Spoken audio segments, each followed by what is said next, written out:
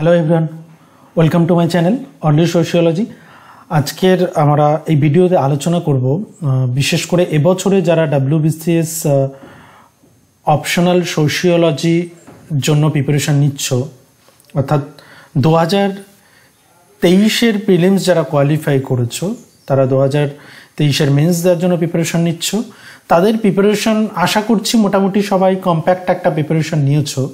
তো শেষ মুহূর্তে কোন কোন বিষয়গুলোর ওপর ফোকাস করতে পারো, বা যারা এখনও যারা প্রিলিমস কোয়ালিফাই করবে না ভেবে পড়াশোনায় খুব ঢিল দিয়েছিল বা পড়াশোনাটা খুব স্লো হয়ে গেছিলো, তারা শেষ মুহূর্তে ভাবছো যে এখন যদি একটু সাজেস্টিভ কিছু কোশ্চেন হতো, তার উপর বেস করে একটা প্রিপারেশন নেওয়া যেত। তো অবভিয়াসলি তাদের সেই ভাবনা চিন্তার জন্যই আজকের এই ভিডিওটি, যে এই জায়গা থেকে বা এই মুহূর্তে আমরা এখন কোন কোন বিষয়গুলোর ওপর গুরুত্ব দিতে পারি, কোন কোন বিষয়গুলোর ওপর ফোকাস করতে পারি, তার ওভারঅল একটা আলোচনা এই ভিডিওতে আমরা করব।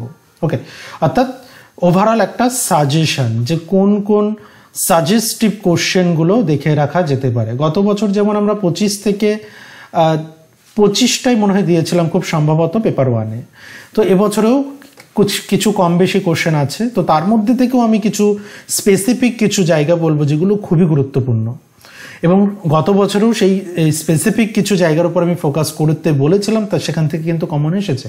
তো শেষ মুহূর্তে আমার মনে হয় যারা প্রিপারেশন নিচ্ছ তাদের জন্য খুব গুরুত্বপূর্ণ ভিডিওটি। ওকে, আচ্ছা, প্রথমেই বলি, অনেকেই যারা প্রিলিমস কোয়ালিফাই করে গেছো তাদেরকে অনেক অভিনন্দন, এবং সামনের দিনগুলো খুব পজিটিভ ভাইবে পড়াশোনাটা এগিয়ে যাক, সবাই এগিয়ে নিয়ে যাও, এটাই চাই। আর যারা পাশ করতে পারোনি, খুব অল্পের জন্য বেশ অনেক স্টুডেন্ট আমার যারা রয়েছে যারা পাশ করতে পারেনি, তাদেরকেও বলবো মন খারাপ করার কোনো কারণ নেই, জাস্ট শুরু করতে হবে আবার সমান উদ্যম নিয়ে। কারণ পরের এক্সামটার জন্য যদি ভাবনা চিন্তা করতে হয় তাহলে একটা ছোট্ট ব্রেক নিয়ে নাও, ছোট্ট ব্রেক নিয়ে 1-2 দিনের একটা ব্রেক নাও, ব্রেক নিয়ে আবার সেই উদ্যম নিয়ে শুরু করো। ওকে, তো তাদের জন্য পরবর্তীতে আমরা যে ব্যাচ কমপ্লিট হয়ে যাওয়ার পরেও আমি হেল্প করেছি। তো যারা কোয়ালিফাই করতে পারোনি তাদের মন খারাপের কোনো কারণ নেই, অপশনালের হেল্প তোমরা কিন্তু অলওয়েজ পাবে, চাপ নেই। একবার অপশনাল না দেওয়া পর্যন্ত কিন্তু টোটালি তোমরা গাইডেন্স পাবে। আচ্ছা, এরপর আসছি যে তাহলে বেশ কিছুজন আর রয়েছে যারা মকের ব্যাচে রয়েছে, আমাদের মক টেস্টের ব্যাচে। মক টেস্টের একটা হোয়াটসঅ্যাপ গ্রুপ ক্রিয়েট করা হয়েছে, যারা সেই হোয়াটসঅ্যাপ গ্রুপে জয়েন করতে চাও তারা আমার এই হোয়াটসঅ্যাপ নম্বরে একটু পিং করো, আমি জয়েন করিয়ে দেবো। সম্পূর্ণ 2টো টোটাল মক নেওয়া হবে। আমরা যে সাজেশান দিচ্ছি এই সাজেশানের ওপরে বেস করে মক টেস্ট নেওয়া হবে, 2টো ফুল মক, পেপার 1-এর একটা এবং পেপার 2-এর একটি। ওকে, এই 2টো ফুল মকের জন্য কিন্তু কোনো পেমেন্ট নেই, কোনো পেমেন্ট করতে হবে না, এটা কিন্তু সবাই অ্যাটেন্ড করতে পারো। যারা ভিডিওটা দেখছো এই মুহূর্তে তাদেরকে বলবো, যদি ইন্টারেস্টেড থাকো, আমরা জুলাইয়ের লাস্ট উইকে নেব, জুলাইয়ের লাস্ট উইকে আমরা নেব। এই সাজেশনের উপর বেস করে 2টো পেপারের পরীক্ষা হবে। হোয়াটসঅ্যাপ গ্রুপে জয়েন করলে বাকি ডিটেলস জেনে যাবে। আচ্ছা, শুরু করছি এবার আমাদের পেপার 1-এর কোন কোন পার্টের উপর গুরুত্ব দেবে। প্রথমেই আমরা চলে আসি ফান্ডামেন্টাল অফ সোশিওলজি, এবং তোমরা খুব প্রত্যেকেই জানো এই চ্যাপ্টার থেকে একটি প্রশ্ন কিন্তু তোমরা পাবে, very very important chapter of paper 1, number 1 question. গত বছরে কমন সেন্স এসেছে, আমরা এবছরে কমন সেন্সের উপর সে কারণে গুরুত্বটা দেব না। Discuss the emergence of sociology in Europe, discuss of, এটা এবছরের জন্য গুরুত্বপূর্ণ একটা প্রশ্ন। দ্বিতীয় যেটা, state the relationship between sociology and anthropology, 2টো বিষয়ের উপর বেশি গুরুত্ব দেবে, একটা হচ্ছে অ্যানথ্রোপোলজি এবং নাম্বার 2 হচ্ছে হিস্ট্রি। এই 2টোকে একটু বেশি ফোকাস করতে হবে। আর রিলেশনশিপের জন্য রিলেশনশিপের পার্টটা আরও দুটো পেপার, 2টো সায়েন্স রয়েছে, তার সঙ্গে সম্পর্কটা একটু দেখে রাখতে হবে। একটা হচ্ছে পলিটিক্যাল সায়েন্স, নাম্বার 2 হচ্ছে ইকোনমিক্স। এই 2টো সাবজেক্টের সঙ্গেও সম্পর্কটা কিন্তু দেখে রাখতে হবে। এরপর তাহলে এই যে ফার্স্ট পার্টটা আমরা আলোচনা করলাম, এই পার্ট থেকে আমরা একটা কোশ্চেন কমন পাচ্ছি, 40 মার্কসের একটা কমন কোশ্চেন, এখান থেকে কিন্তু তোমরা পাবেই একটা কোশ্চেন কমন। ওকে, এছাড়াও তোমরা কমন সেন্সটা দেখে রাখতে পারো। আমার মনে হয় না কমন সেন্সটা এবছর আসছে, কারণ এমার্জেন্স অফ সোশিওলজি কিন্তু বিগত বেশ কয়েক বছর দেয়নি। তো একটা বিশাল চান্সেস রয়েছে।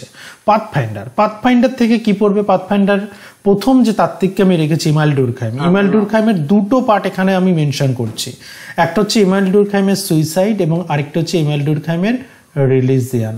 সেই রিলিজিয়ানের মধ্যে কি থাকবে? স্যাক্রেড প্রোফেন থেকে আসতে পারে। এবার বলে রাখি স্যাক্রেড প্রোফেন ছোট ছোট পার্টে কিন্তু দেখে রাখা যেতে পারে, তার কারণ এবার এই বছরের গত বছর থেকে আমরা দেখছি যে 15+15+10 এই প্যাটার্নের কোশ্চেন দিচ্ছে, 20+20 কোশ্চেনও থাকছে। সো এই দুটো পার্টের ক্ষেত্রে যেহেতু আমরা দেখছি এই ধরনের প্রশ্ন থাকছে, তো সেক্ষেত্রে আমরা স্যাক্রেড প্রোফেন ছোট করে 15 নম্বর বা 10 নম্বরের জন্য কিন্তু তৈরি করে রাখতে পারি। আরেকটা হচ্ছে টোটেম। এই দুটোই কিন্তু আমরা সোশিওলজি অফ রিলিজিয়ানের অংশ এবং এটা ইমানুয়েল ডুরখাইমের রিলিজিয়ানের একটা পার্ট। এই টোটেমটা আলাদাভাবেও দেখে রাখা যেতে পারে। যদি টোটালি রিলিজিয়ান আসে তার মধ্যে কিন্তু ব্রডার অ্যাসপেক্টে আমরা স্যাক্রেড, প্রোফেন, টোটেম সবগুলো এর মধ্যে কিন্তু রাখতে হবে। ওকে, এবং এখানে how do this view on religion relate two theories of social facts and social solidarity, এটা সোশ্যাল ফ্যাক্ট হিসেবে কিভাবে রিলেট করছে এবং সলিডারিটি ধরে রাখার ক্ষেত্রে রিলিজিয়ানের কি রোল। কাল এরপর আসছি আমরা ম্যাক্স ওয়েবারের power, views on power, analyse the 3 basic types of legitimate authority as distinguish by them. Power এবং অথরিটিটা দেখতে হবে। আর ম্যাক্স ওয়েবারের আর একটা গুরুত্বপূর্ণ কোশ্চেন, ম্যাক্স ওয়েবারের religion, what is protestant ethics and how does Max Weber relate with capitalism. এটাই কিন্তু ম্যাক্স ওয়েবারের রিলিজিয়ান। ম্যাক্স ওয়েবার রিলিজিয়ান পার্সপেক্টিভে কিন্তু এই পার্টের কথাই বলেছেন।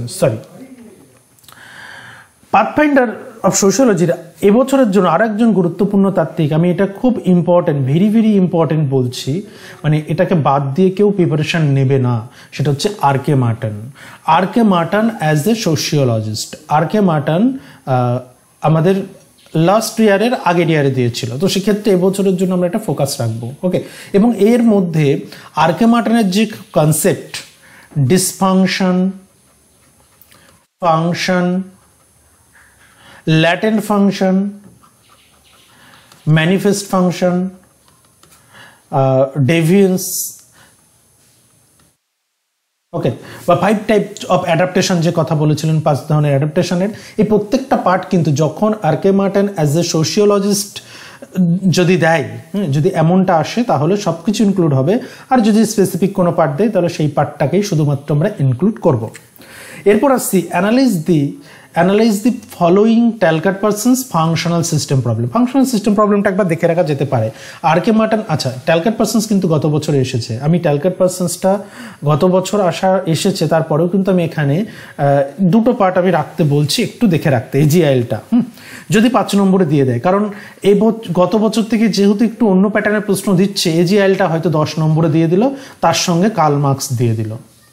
ওকে, তো সেক্ষেত্রে আমরা এই ছোট পার্টটা দেখে রাখবো, যেটা যে আগের বছরে আমরা এর উপর থেকে কোনো প্রশ্ন আসতে দেখিনি।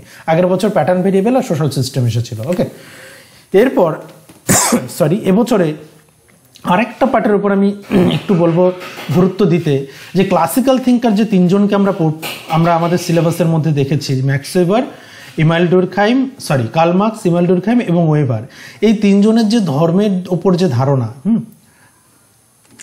এই ধর্মের ওপর যে ধারণা, এই পার্টটার ওপর একটু ফোকাস করবে। আমি এর উপর একটা ক্লাস রাখবো, এর উপরে একটা ক্লাস আসছে ইউটিউবে। ওকে, যারা ইউটিউবে এইমাত্র ভিডিওটা দেখছো তাদের ক্ষেত্রে বলি যে চ্যানেলটিকে সাবস্ক্রাইব করে অল নোটিফিকেশান করে রাখো। যদি এই ধরনের ভিডিও তোমাদের দরকার হয় তাহলে এই নোটিফিকেশানটা দেখে তোমরা ভিডিওটা দেখে নিতে পারবে। ওকে, আমরা এর উপর একটা ভিডিও রাখবো। আচ্ছা, এরপর আসছি, আচ্ছা এখানে আরেকজন তাত্ত্বিকের কথা বলে রাখি, কার্ল মার্কসের তোমরা হিস্টোরিক্যাল মেটেরিয়ালিজম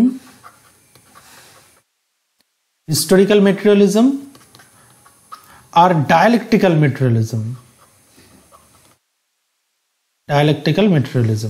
এই পার্টটা একটু দেখে রাখবে। আমি এটা ইনক্লুড করতে ভুলে গেছি, কিন্তু এই পার্টটা দেখে রাখবে। আমি অ্যাকচুয়ালি আমার রাফ সাজেশনের ইনক্লুড করেছিলাম, তো লাস্ট মুহূর্তে এটা পিপিটিতে ইনক্লুড করা হয়নি, যে হিস্টোরিক্যাল মেটেরিয়ালিজম আর ডায়ালেকটিক্যাল মেটেরিয়ালিজম কার্ল মার্কসের এই পার্টটা কিন্তু তোমরা দেখবে। তাহলে কি দেখবে? পাথফাইন্ডার থেকে এবছরের জন্য গুরুত্ব দেবে আরকে মার্ট আর ম্যাক্স ওয়েবারকে বেশি, আর ট্যালকেট পার্সন্স আর ইমানুয়েল ডুরকহেমের কোন দুটি পার্টকে গুরুত্ব দেবে বলে দিলাম। ক্লাসিক্যাল থিঙ্কারদের রিলিজিয়ানের নিয়ে যে পার্সপেক্টিভ সেটা দেখবে, আর কার্ল মার্কসের হিস্টোরিক্যাল ম্যাটেরিয়ালিজম আর ডায়ালেকটিক্যাল ম্যাটেরিয়ালিজম। ক্লিয়ার? এরপর চলে আসছে আমরা individual group, economy, society. Discuss the social aspect of production and distribution. Economy and সোসাইটির একটা গুরুত্বপূর্ণ part. Examine the social implication of global distribution of goods and services context of economic globalization. Globalisation পড়তে হবে এবং economic গ্লোবালাইজেশনের পার্সপেক্টিভে কিন্তু এখান থেকে প্রশ্ন আসতে পারে। Analyze the changes in the organization of work from industrial to post-industrial society. What are the key features of work in a post-industrial society? ওকে, এখানে এই পার্টটা দেখবে। ইন্ডাস্ট্রিয়াল সোসাইটি থেকে কিন্তু আসতে পারে। গত বছর কিন্তু ইকোনমি সোসাইটি থেকে কোনো কোশ্চেন ছিল না। এবছরে ইকোনমি অ্যান্ড সোসাইটিকে আমি বেশি ফোকাস করতে বলবো। ওকে, ইকোনমি অ্যান্ড সোসাইটিকে কিন্তু বেশি ফোকাস করতে বলবো। তাহলে পাথফাইন্ডার থেকে, ফান্ডামেন্টাল থেকে আমরা একটা পাচ্ছি, আর পাথফাইন্ডার থেকে দুটো পাচ্ছি, তিনটি, আর দুটি প্রশ্ন। সেই দুটি প্রশ্নের মধ্যে একটা মেথোডোলজি থেকে আমি কমন দেবো, কনফার্ম ধরে রাখো। আর বাকি যে পার্টগুলো, economy, society, religion, social change, science, technology, এই চ্যাপ্টারগুলো থেকে একটা কোশ্চেন তোমাকে করতে হবে। মানে আমরা যদি সিস্টেমেটিক্যালি পড়ি আমরা কিন্তু খুব সহজে কমন পেতে পারি, যেটা গত বছরে যারা এই সিস্টেম, আমি যে প্যাটার্নটা বলে দিয়েছিলাম, আমি গত বছরে এমন আছে একজনকে আমি 10টা কোশ্চেনও দিয়েছিলাম, হ্যাঁ, তো 10টা কোশ্চেনের মধ্যেও কিন্তু কমন পেয়েছে। তো এবার যদি সেটা ক্লিক করে যাই তাহলে খুব ভালো ব্যাপার হবে। চলো নেক্সট পার্টে আসছি, ডিফাইন। এখানে আর একটা কোশ্চেন আমরা রেখেছি, define group, major type of human groups and their importance in modern social life. Okay, এটা একটা পার্ট। আচ্ছা, আরেকটা বলি, কেউ মানে যাদের প্রিপারেশন খুব ভালো পর্যায়ে তারা এই কোশ্চেনের একটাও বাদ যদি না দাও তাহলেই সেটা বেটার হবে, ঠিক আছে? কারণ 10টা-12টা কোশ্চেন নিয়ে কিন্তু রিস্ক হয়ে যায়, ঠিক আছে? চল, পলিটিক্স অ্যান্ড সোসাইটি, এই পার্টের ক্ষেত্রে প্রেশার গ্রুপটা, প্রেশার গ্রুপ আর পলিটিক্যাল পার্টিস, এবং এর সঙ্গে ডেমোক্রেসির পার্টটা একটু দেখে রাখতে হবে। এই পার্ট থেকে সিটিজেনশিপের উপর কোশ্চেন দিয়েছিল একটা বার, তারপরে কিন্তু কোশ্চেন আমরা দেখিনি। তো আমি এবছরে প্রেশার গ্রুপটাকে একটু ফোকাস করতে বলবো। ওকে, এবং প্রেশার গ্রুপের সঙ্গে পলিটিক্যাল পার্টিস কিভাবে ডিফার করছে, তাদের অবজেক্টিভ, ওকে, তাদের মেথড, এবং political party, how do political parties contribute the functioning of a democratic system. এখানে how pressure group differ from political parties, আর এখানে দেবো পলিটিক্যাল পার্টিসের কন্ট্রিবিউশন কি একটা ডেমোক্রেটিক সিস্টেমকে ঠিকঠাক ফাংশন করাতে, বা একটা ডেমোক্রেটিক সিস্টেম একটা সিস্টেমেটিক্যালি কন্টিনিউ করার জন্য পলিটিক্যাল পার্টির কী রোল। ওকে, চল এরপর আসছে গুরুত্বপূর্ণ একটা পার্ট, যে পার্ট থেকে মাস্ট একটি প্রশ্ন তোমরা অবশ্যই পাবে, একটি প্রশ্ন অবশ্যই এখান থেকে কমন পাচ্ছ, ঠিক আছে? তাহলে সেখান থেকে কি কি পড়বে? ডিস্টিংগুইশ বিটুইন কোশ্চেনিয়ার আর ইন্টারভিউ। ইন্টারভিউ টেকনিক মানে এখানে অ্যাজ এ শিডিউল হিসেবেও কিন্তু আসতে পারে। ওকে, কোশ্চেনিয়ার ভার্সেস শিডিউল, বা কোশ্চেনিয়ার এবং ইন্টারভিউ টেকনিকের মধ্যে পার্থক্য। Define social theory, what is the basic relationship theory and research, গবেষণা এবং তত্ত্বের মধ্যে সম্পর্ক কি।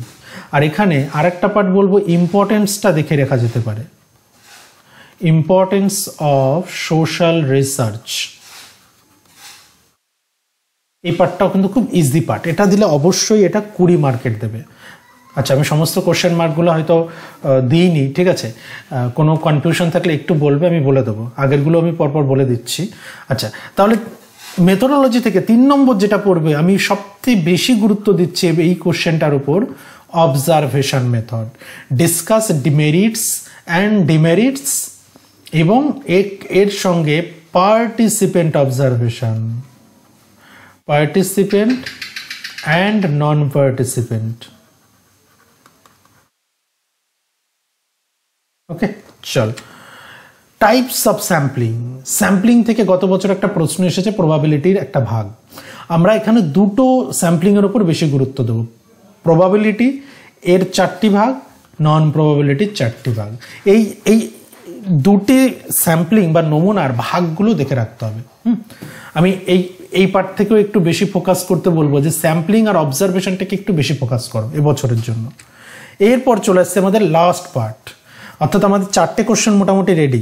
4টে কোশ্চেন আমরা কমন কোন অঞ্চল থেকে বা কোন চ্যাপ্টার থেকে পাবো আমরা কিন্তু বলে দিলাম। 5 নম্বর কোশ্চেন, যেটা দেখো প্রথমেই আমি আলোচনা করেছি economy society, politics and society এই চ্যাপ্টার, ইন্ডিভিজুয়াল গ্রুপ এই চ্যাপ্টার থেকে অথবা এই চ্যাপ্টার থেকে পাবে। এখান থেকে 2-3টে কোশ্চেন পাবে তোমরা। 2 থেকে 3টে কোশ্চেনের মধ্যে কটা করতে হবে? মাত্র 1টি প্রশ্ন করতে হবে তোমাদের। চলো, religion and society, science and technology আর social cultural changes in modern society. এখানে আমরা 6টা প্রশ্ন রেখেছি। Show the interface of science, technology and social change. এই পার্টটা, এই বেসিক পার্টটা যদি কেউ ক্লিয়ার রাখতে পারে, এই অঞ্চল থেকে যাই প্রশ্ন আসুক পারবে। Is there any debate between religion science, ধর্ম আর বিজ্ঞানের বিতর্ক। Write and essay on social responsibility of science, এটা একটা বছরে এসেও ছিল এই 2টি প্রশ্ন। Write and essay on education as the instrument of social change, গুরুত্বপূর্ণ।